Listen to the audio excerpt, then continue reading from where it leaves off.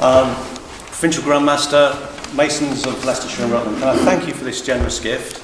It really is an important contribution to the work that we do.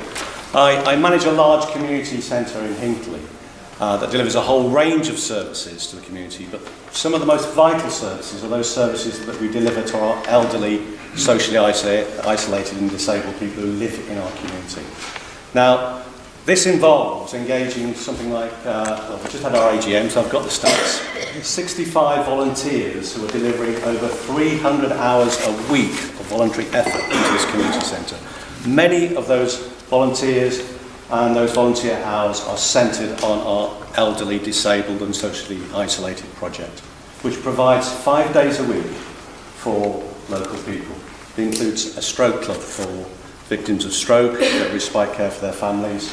It includes lunches over the 5 days. It includes transport to get something like 170 people in on a weekly basis. We give them advice, we give them support, we give them help.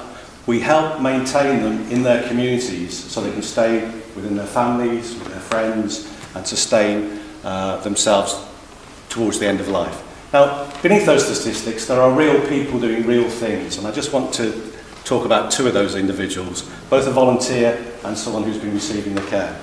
I think it might be the letter that we use, Rusty Talbot. Rusty Talbot was a retired fireman. In his retirement, approached us, wanted to do some voluntary work. He's deceased, he died early last year. But 3 years ago, he was diagnosed with terminal cancer.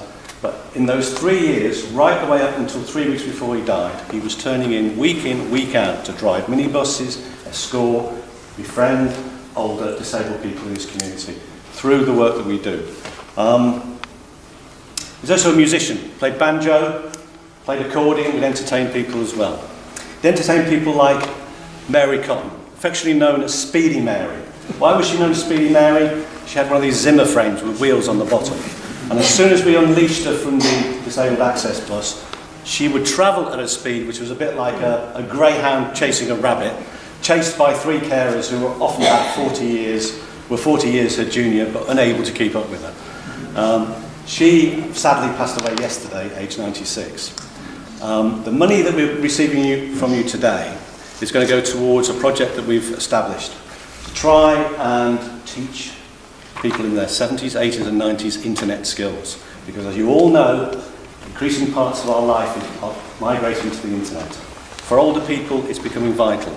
Doctor's appointments, hospital appointments, benefits, much of those issues are migrating online. But the best thing that we do is that we often connect them through Skype, through internet, through Facebook, with friends, family that they've lost, some of them living right across the other side of the globe.